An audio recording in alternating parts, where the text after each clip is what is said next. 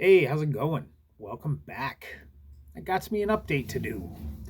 I got some old releases, I got some new releases, I got some metal releases, I got some punk releases. What more do you want from me? We'll start her off with a band from Paris, France. A band by the name of Stalled Minds. This is the Shades 12-inch on Destructure Records. It was released at the tail end of 2021. Now, a few years back, I bought the Stalled Minds 7-inch, and I loved it. Still do. It's great melodic, mid-tempo, kind of melancholic, sad, sacky punk. Um, with really interesting guitar style to it. Like, interesting enough that I had to watch a live set just to see what was going on.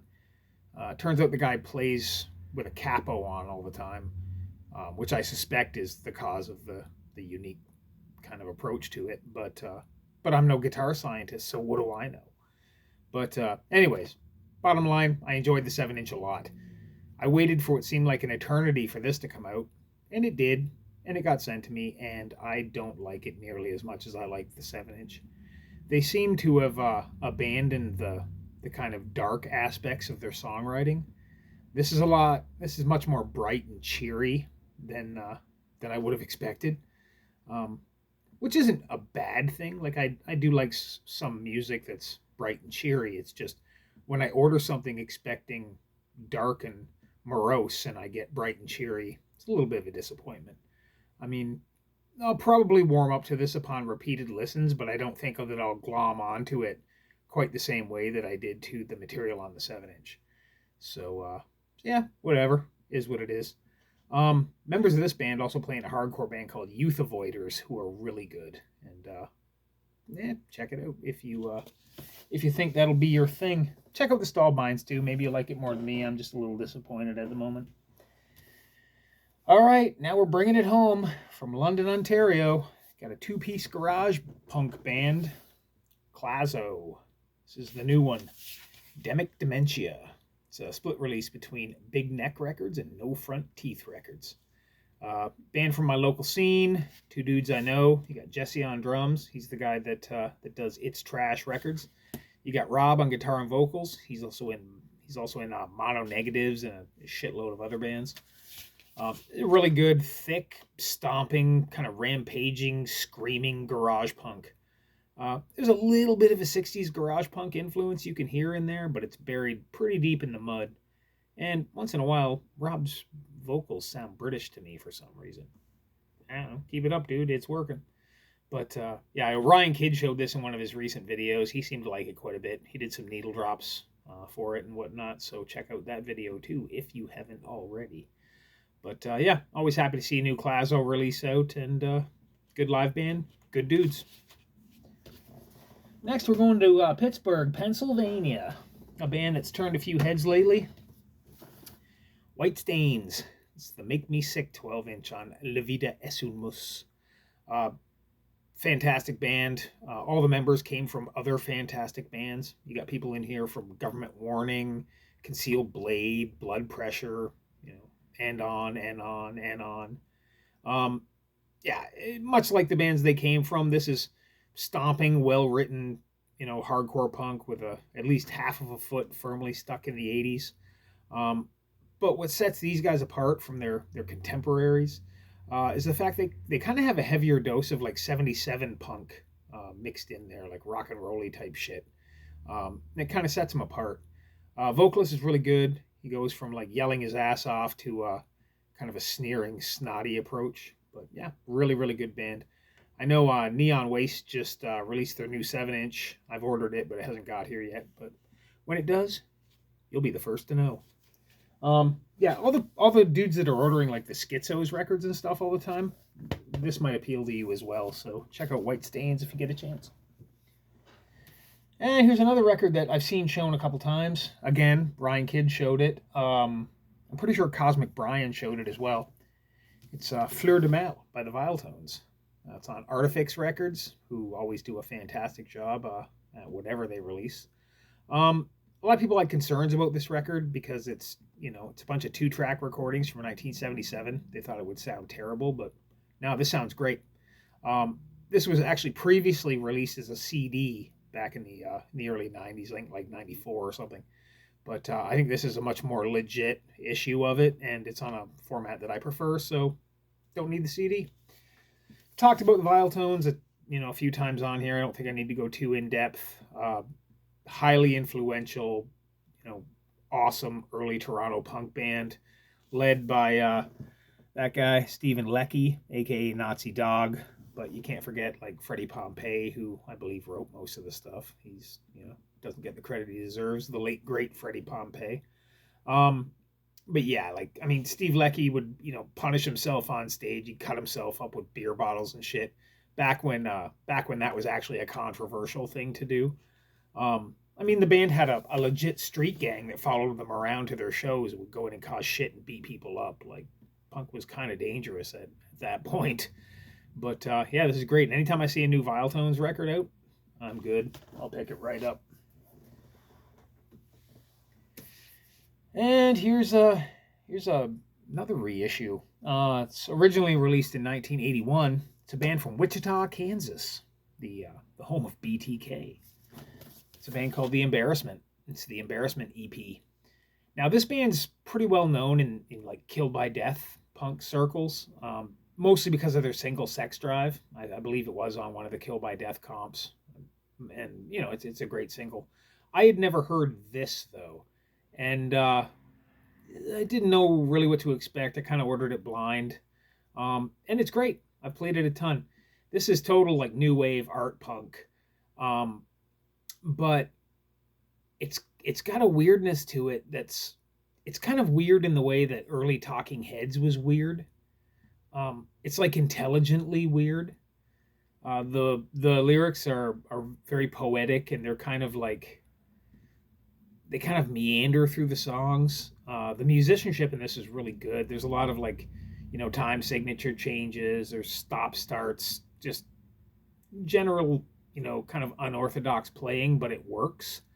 And there's quite a bit of this that sounds like something you would hear from a 90s like indie college rock band. Like it's almost like they're a proto indie college rock band or something. It's very good though. I quite enjoyed it. I've played it quite a bit. Was reissued by Last Laugh in 2018. But like I said, originally from 1981. Band referred to their music as blister pop. Whatever. And here we got a bootleg. It's an old Washington, D.C. punk band. Iron Cross. Probably best known because they wrote the song Crucified, which was later covered and made a bit more popular by Agnostic Front. It's super simple, plodding kind of, just super simple, plodding punk rock, played by a bunch of skinheads. This compiles their Skinhead Glory 7-inch from 1982. It's got their 1980 demo.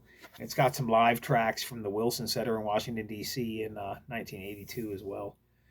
The originals of their records go for quite a bit of money. I don't think even if I had the disposable income, I don't think I would kick it down for them because I don't really think they're that great of a band. But yeah, it's a cheap bootleg. I'll take that all day long. And we got some metal. It's a band that was unknown to me from Vancouver. These are recordings that were done between 1984 and 1986. But it's a band called Cradle. It's called Standing on the Edge.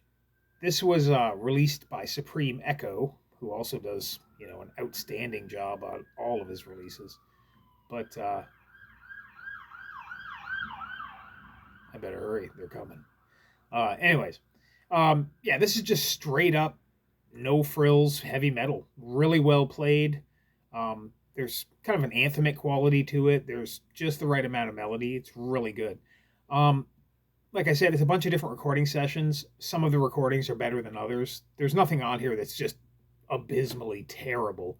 But I prefer the really good production. Like the session that has that is the best one, which is odd for me to say because I'm usually jumping in with both feet to the raw production. But I think good, clean production is what works best for this particular band. So the very first songs on the record are the ones that kind of won me over. But super good. If you're into obscure, straight up traditional metal, Cradle's it.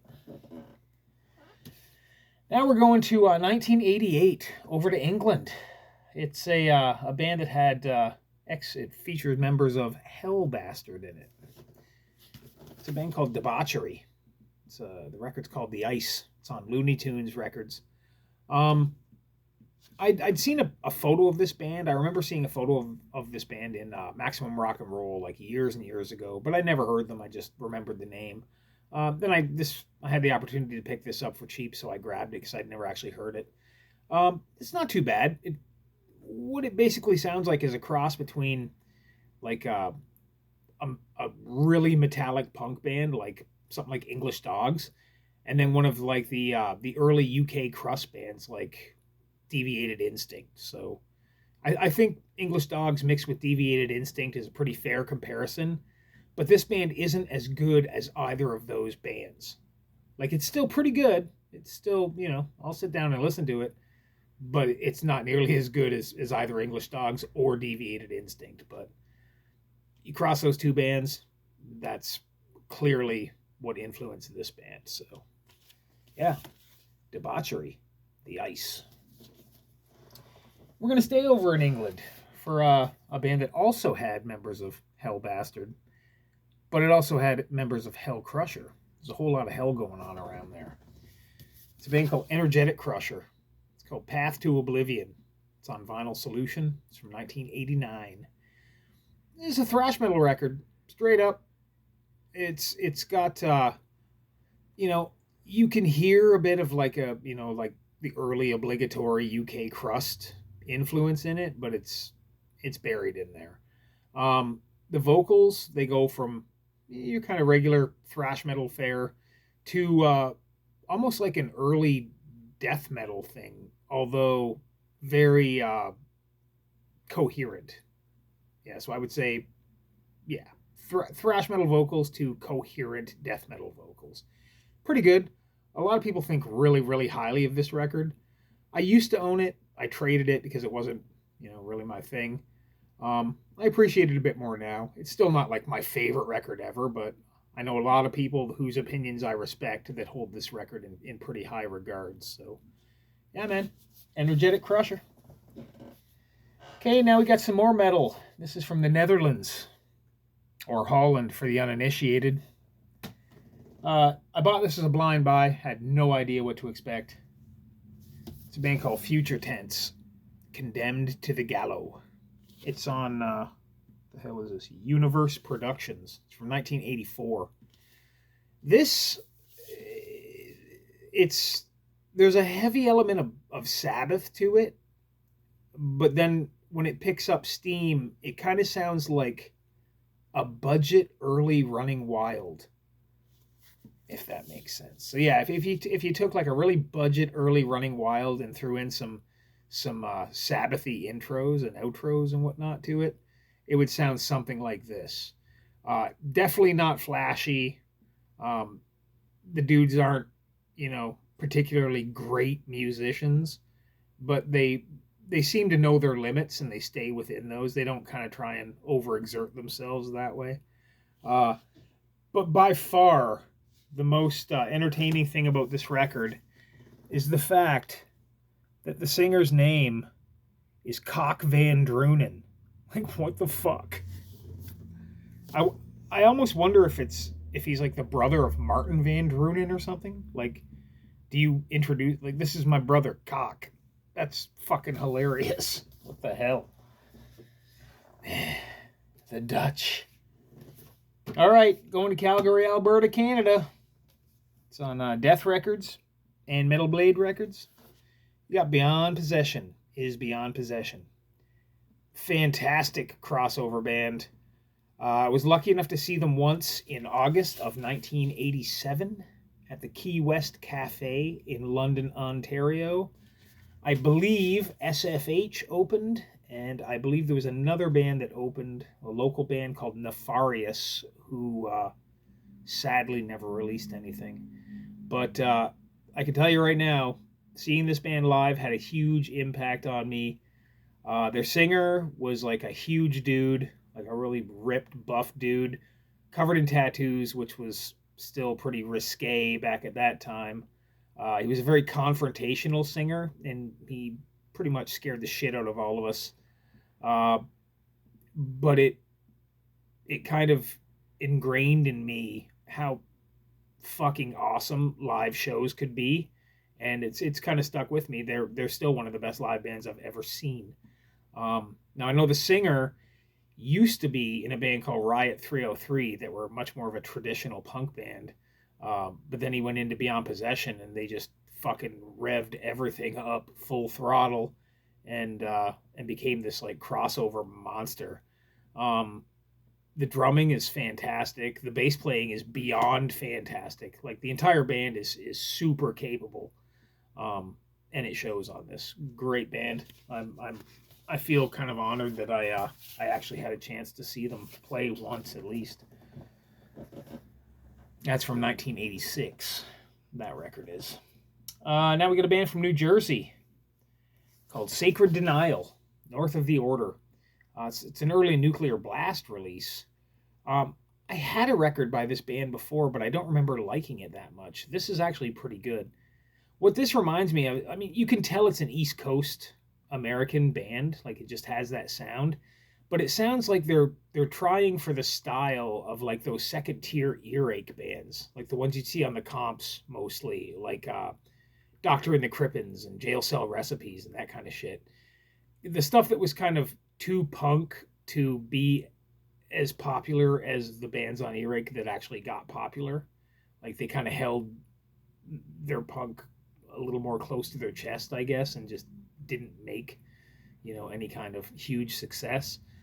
That's what it sounds like these guys are trying to do is play that style. Now, they're fast as fuck and they're pretty good, but ultimately forgotten in history, I guess. But yeah, Sacred Denial, North of the Order.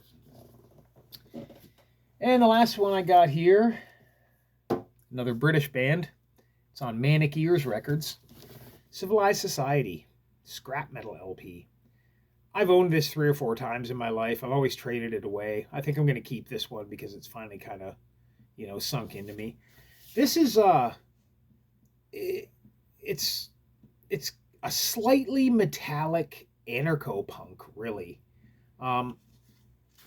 Like it's got the kind of like fast chugging guitars when they get into the up tempo tracks, which also have a heavy like UK 82 hardcore influence to them. But there's also a heavy dose of anarcho punk in here. Like there's male and female vocals, and they'll do those like those really kind of quiet, almost folky parts with the female vocals sung nicely over top of them. They do that in here too, so that's just kind of what brings the anarcho punk thing into my mind. But their up tempo tracks are more like a UK 82 hardcore, band that's a little more metallic than most, without being like over the top metal. So yeah, it's really good. It finally clicked with me, so I'm definitely going to keep this copy. And yeah, that's what I got. So I'll see you next time. Thanks for watching. Cheers.